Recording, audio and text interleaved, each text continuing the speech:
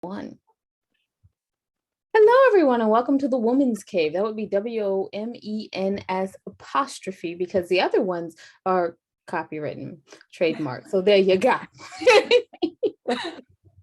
Oh, my word. Oh, I'm Winona, and I'm part of the And I Thought Ladies, which is like other people who write with us on this book. And I am not funny today. I am so sorry. I think it's like the whole halo effect.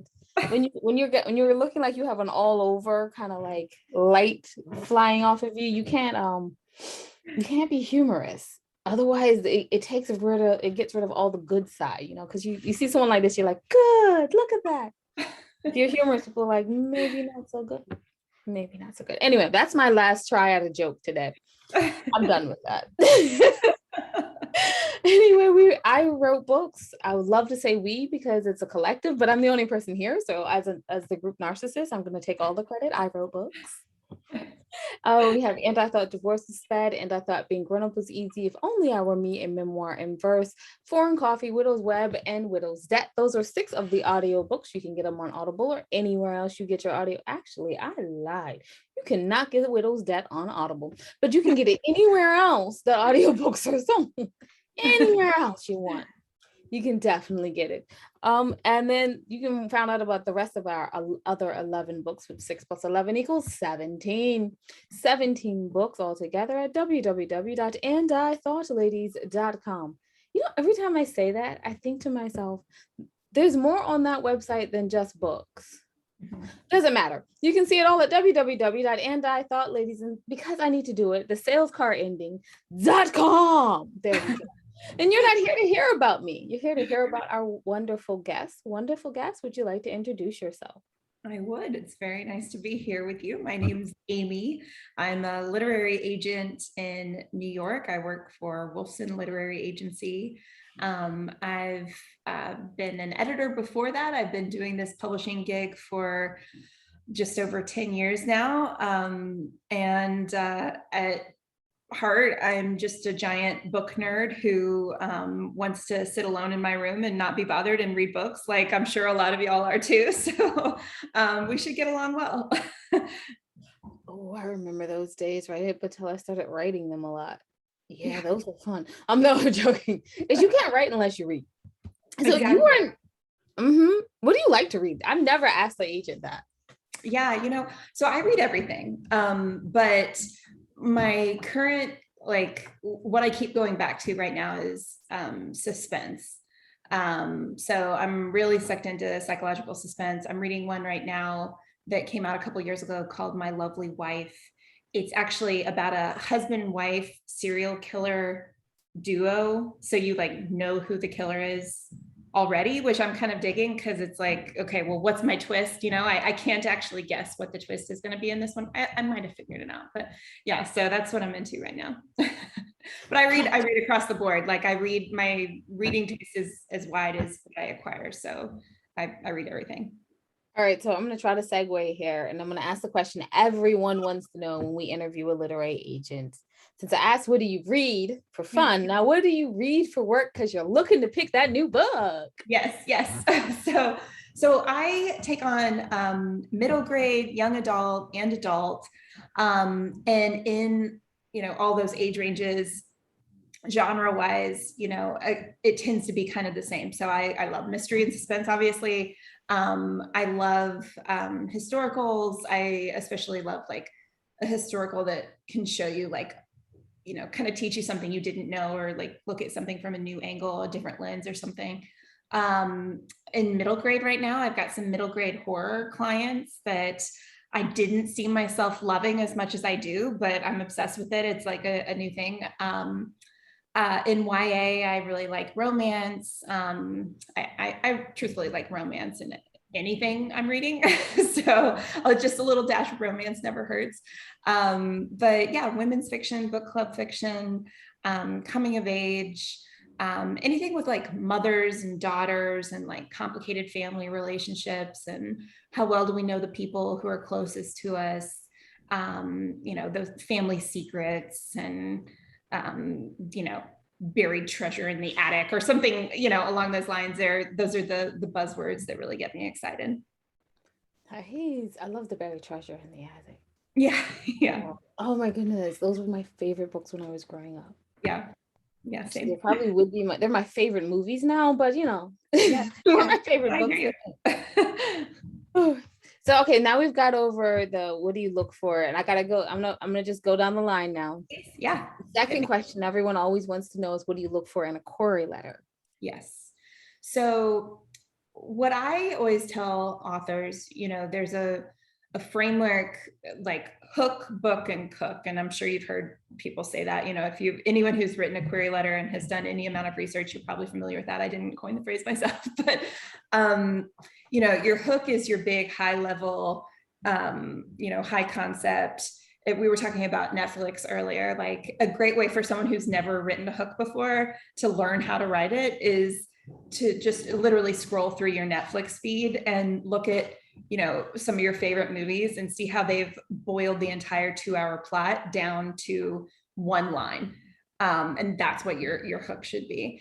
And no matter how um, brainy and literary or whatever the case may be, the book might be, you still have to be able to actually describe it to sales. I have to describe it to an editor. She has to describe it to the sales force. The sales force has to explain to the Barnes & Noble buyer why this is just like that other perfect thing that sold so well, that's so hot right now on their shelves, but also completely different. And you have to, the more you can distill it down into that hook, the better chance you have of really reaching your target audience. So, hook, and then book, of course, is your summary section, and then cook. I love to hear, who are you? If this is your debut, then say that. That's a good thing. It's good that there's all kinds of different awards channels that you can be considered for as a debut that you might not otherwise be considered for. Or,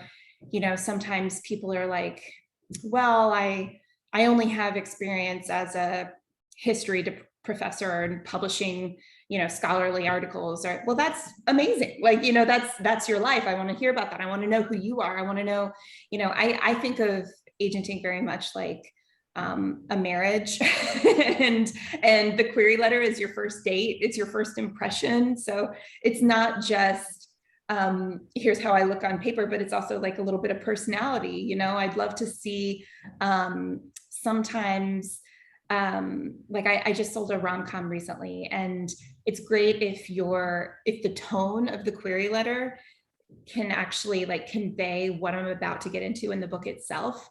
So, there's a little bit of I don't know, like a witty tone in the plot summary, or I don't know if that makes sense, but it just sort of gives me a sense of how you're going to write. I think when authors are able to pull that off, that's really just kind of special. That was a long answer.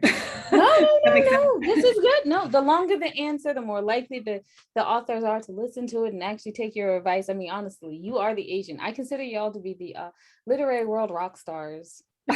Like the celebrities of the literary, because everyone wants to meet you and they all want to know how to get there. How do we meet an agent? Yeah. So look, I Like mean, when you go to a conference. yeah. I mean, this was my dream job. Like I'm still like, on the other side of this now. And it's like such a surprisingly small industry. Like so many people know each other. And it feels like when you're just starting to research it, you're like, how do you ever begin to break in? Like, but like once you start making more friends and building those connections and meeting more people, it's very small, very nice. It is not as, not as much New York assholery as you might suspect. So I just want to put that out there. Oh, that's my goal. I want to meet everyone. I'm joking. Yeah, exactly. Yes. Meet them all. And other authors too. I always tell people like, you never know, like the person who's just, you're in your writer's circle or your beta reader, or whatever the case may be now, might be the person that 2 years from now you're asking if they'll blurb your book. And I've seen that happen. Like I have friends who they started off just in a writer's circle. They like 3 or 4 in the group now have agents. One went on to become a New York Times bestseller, and they all like just grow and continue to support each other. So every person you meet kind of matters and can help you on the journey. I so agree. I definitely agree. Because somebody's assistant today is the next executive in a couple of years. Yeah, Be nice to them all. It's so true. And that is another thing with queries. Be kind because people remember, and I've had people where I've had people where I've offered representation, they ended up going with someone else, which happens to everybody, but they, it has also happened where they come back and they say, wait a minute, I kind of think I should have picked you, or on the flip side, a query might come in from someone who has queried a friend of mine, and I mean, we talk, so I mean, just that's a good general rule. Be kind, be a good human being. I love this rule. And it works great in society as well. It's not just a literary world. Yeah, if we can just all keep that in mind, right? So, okay, first of all, I have to ask, because you're talking about you've had friends in writer circles, which makes me go, so what do you write? I don't. No. So I'm definitely the what is it if you can't do teach? So I'm a better critique than artist. But yeah, no, I have so much admiration for people who can pour their heart onto the page. I have an ear for it, and like I said, I can do it critically. I can dissect the words, but the desire to get up at 5 a.m. and put your life on hold every day to pour your heart onto a page is just, that's not in me right now. I'm loving my role in the creation of the book, and I don't mind being the one on the sidelines. I don't need to be the one in the cover. All right, but you're still the literary celebs of the literary. You're still a celeb. I'll take it. I mean, at every conference, everyone's like, "So did you see the literary agent that's here?" It's just like, "Oh, okay." Hey. You have a career as an editor. You worked at Macmillan Publishing. Can you talk about that? What was that like? Has it brought anything? Do you think it's brought an advantage to your career now as an agent? Absolutely. Yeah. And you know what? Part of it is, I think that because editors I speak to now, when I'm pitching my authors to them, I think that they just open up a little bit more sometimes because they know that I get it. So, they'll say, okay, I'm just going to tell you this because I know you understand, because you've been in my shoes, but here's what I'm thinking in terms of positioning, or here's what I'm thinking in terms of, format, marketing, whatever. And so I think it really helps with, once we've sold a project, I think it helps having some familiarity with what those conversations are like with publicity and marketing, and what we really can ask for, what we should expect, and what isn't necessarily realistic, because there's always once you've sold the book, there's always a new not battle, but a new thing to fight for. You're always advocating for your book. You're always advocating for your author. And I think, having been the person on the inside doing that, I think it just helps to have that familiarity. And I think the mailman just rang my doorbell. I apologize for that. You want to go get the mail? We can pause. No, sometimes they just ring it and then they leave. And I think that's what he just did. Yeah. So we're good. Okay. We're good. Someone's at the door. We'll hit pause. No problem. Okay. We're good. Yeah. Really. I had one person who was like, I just had to see what was going on with the neighbor next door. And I was like, fine, hit pause. That's hilarious. It's like, oh, okay, they just wanted this, this, and this. And I was like, all right. That's so it is funny. much more. I mean, you cannot focus if you're like, what just happened? Yes, go find out. Yeah, no, it's just, I just got a package, guys. So, okay. Well, now I want to know what's in it. You go ahead and get it. You know what it is? My son is turning 4 next week. So I'm guessing it's a birthday present for him. I was so joking, but I'm so happy you shared. That's so cute. Yeah. Okay. So, I have always wanted to know this. What does upmarket book club fiction What is that? And if you don't know, I'm currently reading your biography. Oh, are you? That's so funny. So Picking things off I wanted to ask from the biography. That's so funny. No, it's so funny because I was telling you, I was talking to an editor just before we jumped on the phone, and she acquires in that upmarket space. And she was like, I hate even using that word because it's such a BS word, because it basically just means like really well written / literary, but people actually want to read it. So it's exactly like upmarket is like the perfect storm of what everyone wants to write. They want to write a book that's like, fabulously well written, where at the line level the words just sing and each word is so intentional, and you think about the way an author phrased it and you're like, oh yeah, that's that hit me right here, that means something. But yet at the same time there is a hook, there is like a compelling plot, and there's like a greater depth, and that's what keeps you turning the pages. Because no matter how beautiful the voice is, if you don't have that compelling pace and plot and underlying mystery or personal growth or discovery or whatever it is, whatever that arc is, that's what makes a book actually commercial. That's what makes you and me and your average reader want to read it. So it's not necessarily, it may be, but it's not necessarily the book that is getting splashed across NPR or New York Times or whatever, but it's more commonly, it's probably going to be the book that your mother-in-law recommends that you read, your sister just picked up at the airport and really wants you to read. There's something there that just kind of resonates with every reader. Does that kind of make sense a little bit? Like, it doesn't we talk about literary versus commercial, and then when marriage of the two.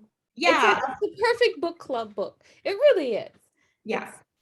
No, I'm not going to describe it that way. Let me find a new way to describe it. It's literary for the masses. Maybe because my taste tends to be more commercial.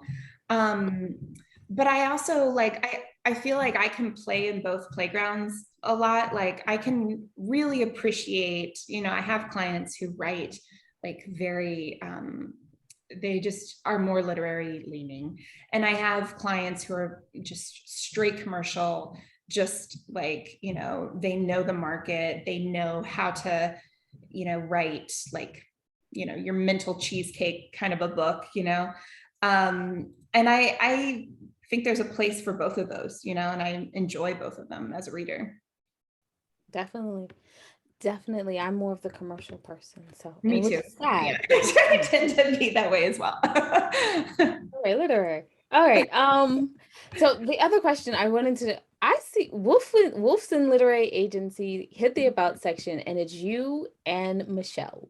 Yes. So how does it feel to be in coming from Macmillan, like massive, and then just down to the two?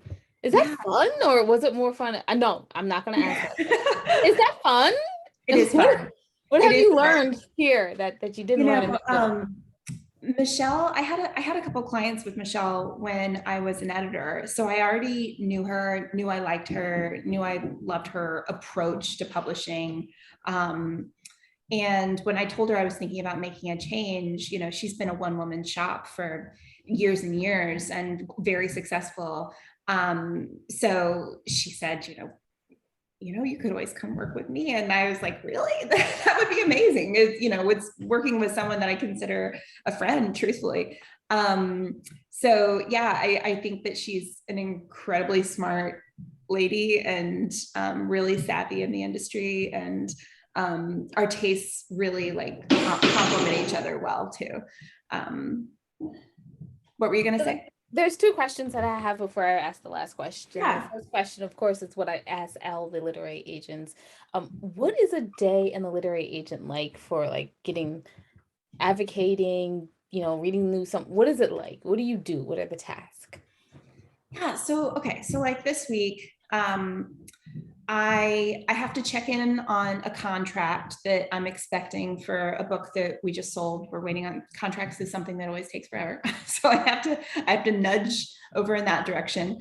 I have a client who sent me a new manuscript that I'm in the middle of right now, and it's so good. I have another client who we're out on submission right now. I've just gotten 2 rejections, and I need to go back and kind of ping some of the other editors and try and get some more responses and start thinking about maybe some other people we could send it off to, or how far people are in reading.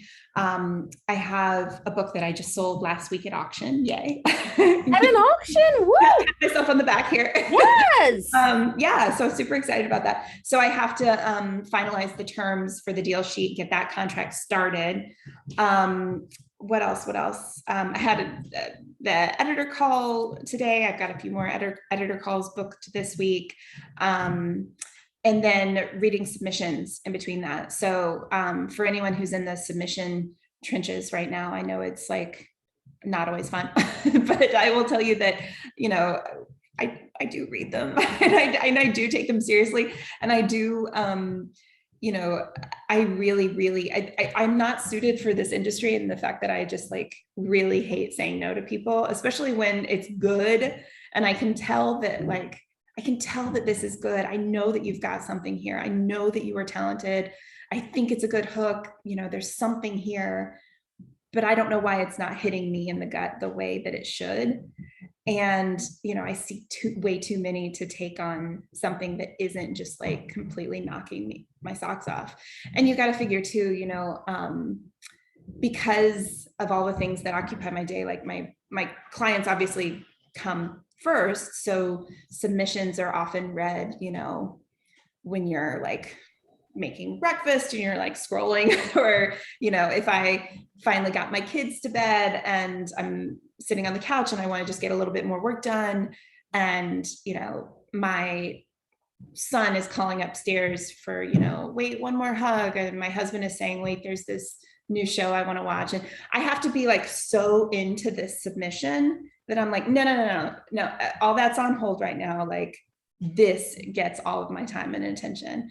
And truthfully, like, that might not sound like super encouraging when you're in the submission, query trenches, but that's how much time a reader is going to give you too. They're going to be skimming Barnes and Noble, if you're lucky, if they're still going into a physical bookstore. And, they're, maybe you're lucky and your book is outward facing and it catches their eye, or, you were placed in the right section and they happen to come across you, or otherwise, more often than not, people are scrolling through Amazon and you're being sold from a little, tile that's this big. And that's how much time people give you. They give you the hook.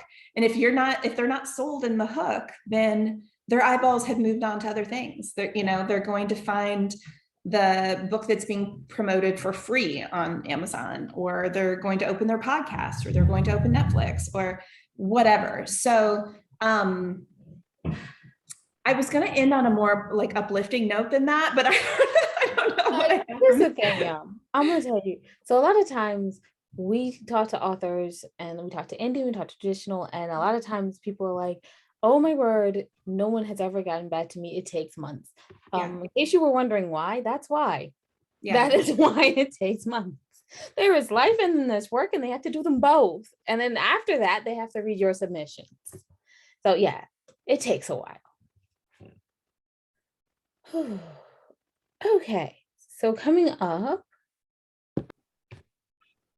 So the next question, of course, I have to ask, because just in case someone's out there who wants to get traditionally published, you are the rare person who can give us insight into what we must know in order to be an author who's very ready to be published. Because you can tell us about the editor side and the literary agent side. Yes. This is tough because if I had the answer to what would make a successful book, I would be living in Italy right now, just cashing in on my millions,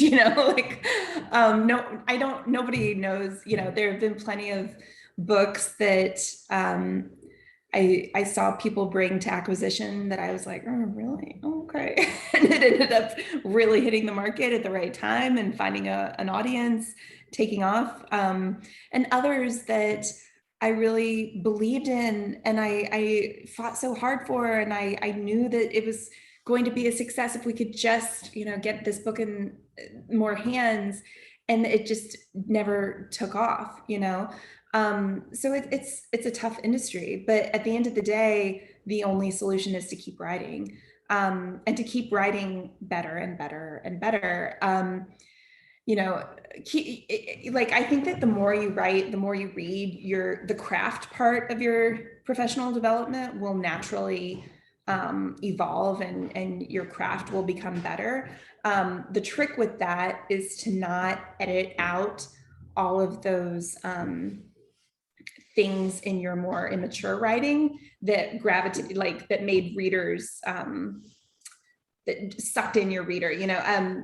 Jennifer Lynn Barnes is a YA author who I always mention. I heard her speak at an RWA conference a few years ago, and she talks about don't edit out your id, like that part of you that loves the enemies to lovers trope, or twin stories, or revenge stories, or whatever it is that as you may progress and become a more mature author, you might start to think, oh, I can't believe I did that in my early days, or things like that. So it's balancing out the development of craft. And I think that comes down to like at the line level, the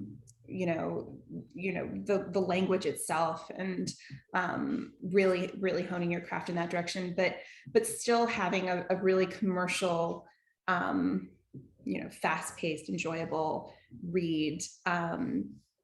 So that's the balance. The other thing I'll say is a lot of writers that I talk to, everyone wants to talk about how, Stephen King or J.K. Rowling or pull a New York Times bestselling author out of the air.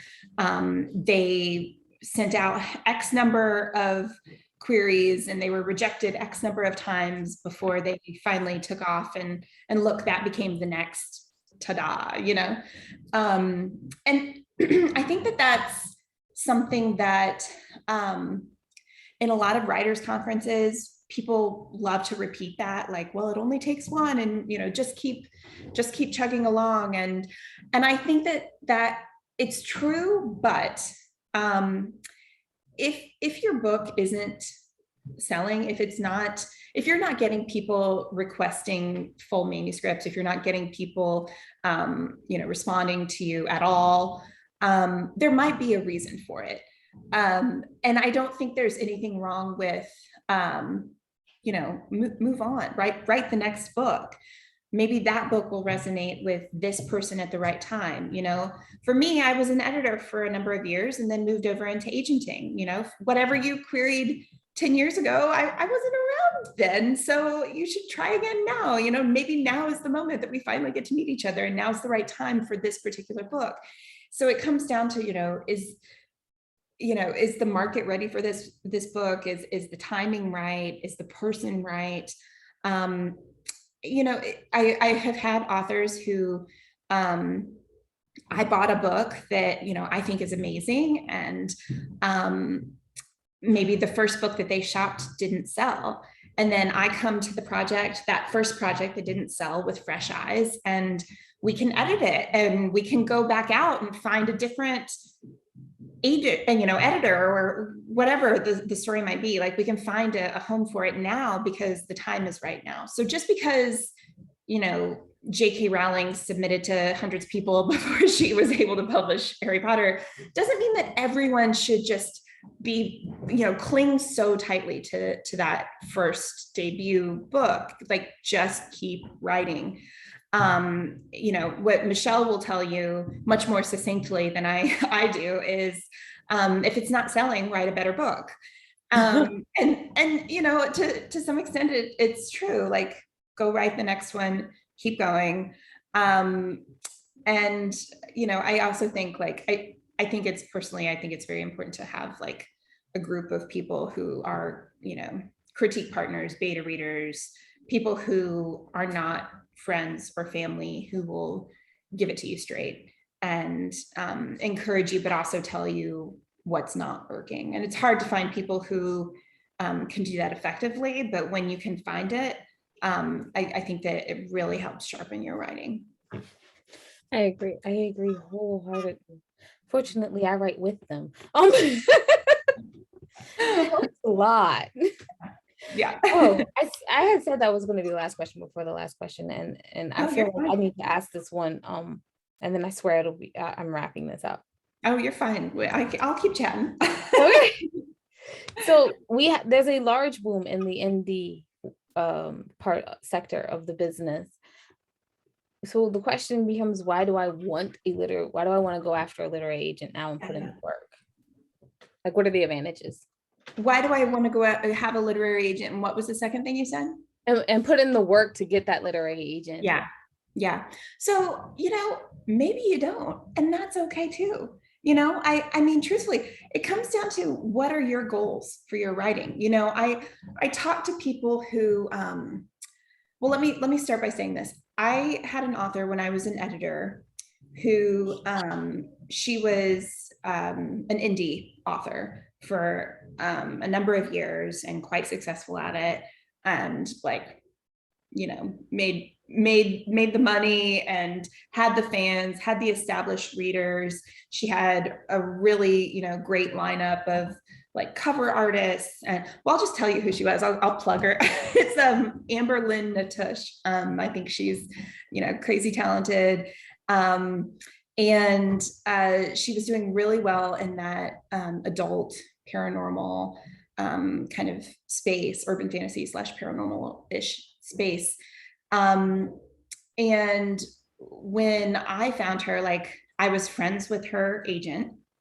Her agent found her because she was a fan of hers, like as an indie author. Like she read her work and was like, okay, come on, what do you think? Let's try this traditional pub thing. And so for my part, I was like, okay, I think your writing is amazing.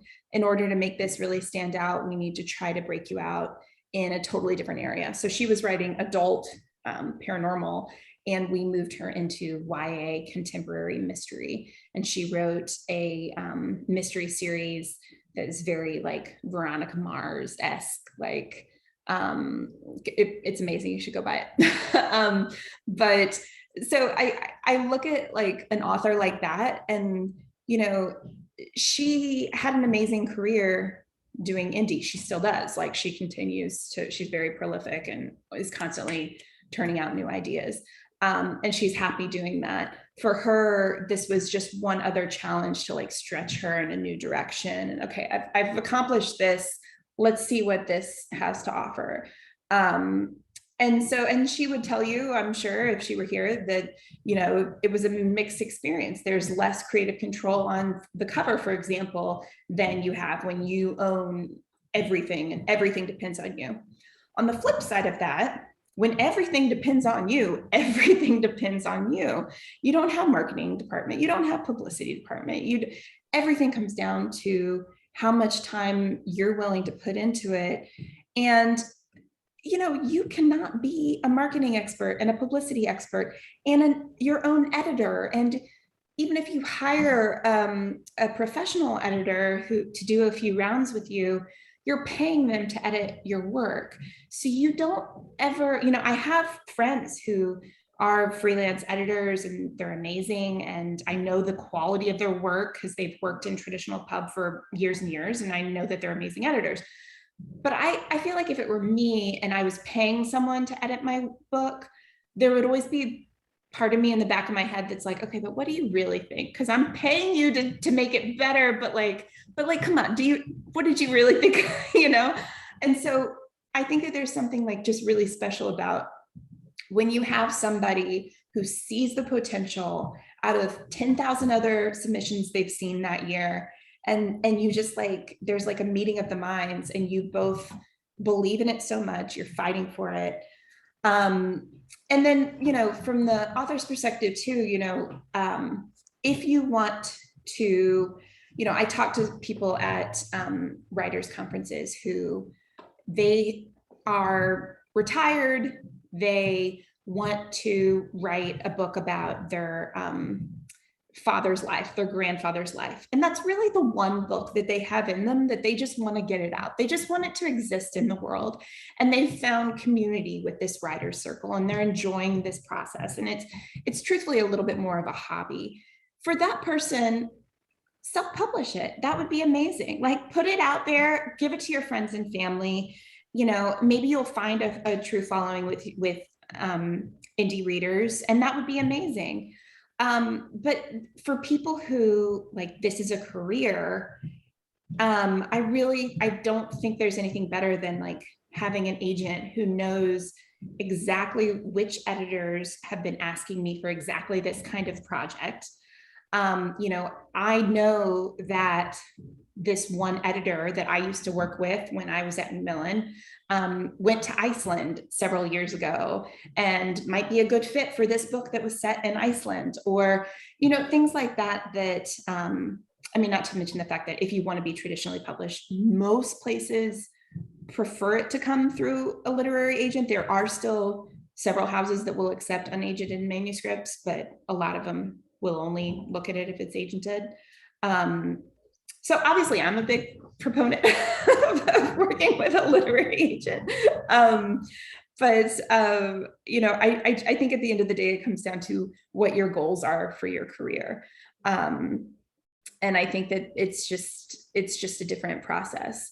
And there are also different genres that are better suited for indie than others. So like paranormal or romance, you can really find those readers are so voracious and they're just constantly devouring the next thing, that a lot of indie authors have really taken off in that space, that, a memoir might not take off in that way, or, a historical fiction might not take off in that way, or kid lit, for example.